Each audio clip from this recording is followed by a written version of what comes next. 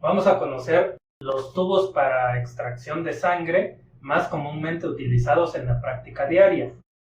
Comenzamos con el tubo tapón rojo, que contiene un activador de la coagulación que nos va a ayudar a separar más rápido y más eficientemente el suero del paquete globular.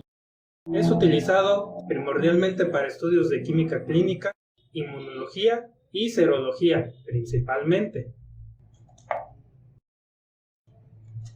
Enseguida tenemos el tubo tapón lila, que contiene anticoagulante EDTA de potasio.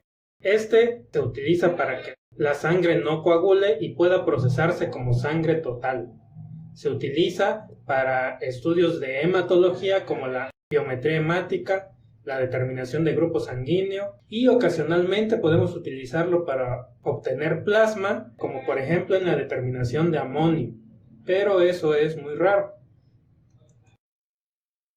Después tenemos el tubo tapón azul, que contiene como anticoagulante citrato de sodio. Este tubo se usa primordialmente para estudios de coagulación y obtenemos plasma una vez habiendo centrifugado la muestra. Este tubo tiene una característica en particular que no comparten los otros dos tubos, que tienen una línea de aforo o una marca hasta donde nosotros debemos de llenarlo con sangre. En sus dos versiones, tanto pediátrica como para adulto. Si no llenamos correctamente este tubo en la marca en donde nos lo indican, los resultados de coagulación van a salir alterados y el laboratorio va a solicitar una nueva muestra para la verificación de estos resultados. Vale la pena mencionar que tanto el tubo lila como el tubo azul, una vez con la muestra adentro, lo vamos a tener que invertir de 5 a 8 veces para un mezclado uniforme de sangre con anticoagulante y evitar la coagulación, porque si alguno de estos dos tubos se nos coagula, el laboratorio va a rechazar la muestra y vamos a tener que repetir la punción. A continuación vamos a ver otros tipos de tubo no tan común, para qué se utilizan y el orden en que el CLCI nos recomienda tomar la muestra.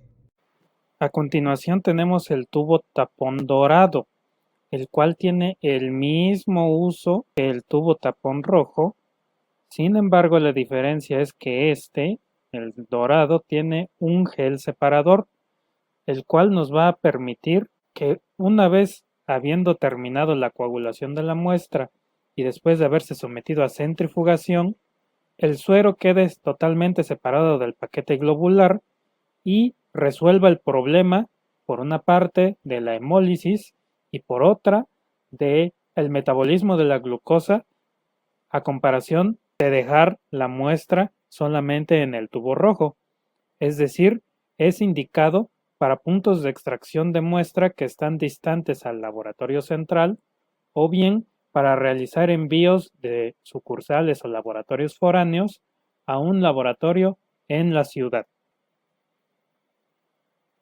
Tenemos un tubo de tapón anaranjado, que es muy raro, pero que podrían encontrarlo en algún laboratorio de urgencias, el cual su uso es todavía disminuir más el tiempo de coagulación de la muestra en comparación con el tubo rojo. Con este, en 5 minutos, nuestra muestra ya está totalmente coagulada y lista para ser centrifugada. Del lado derecho observamos un tubo tapón verde, el cual contiene anticoagulante heparina y nos va a servir para obtener plasma para determinaciones de química e inmunología, como por ejemplo el amonio en plasma o ciertos tipos de hormonas.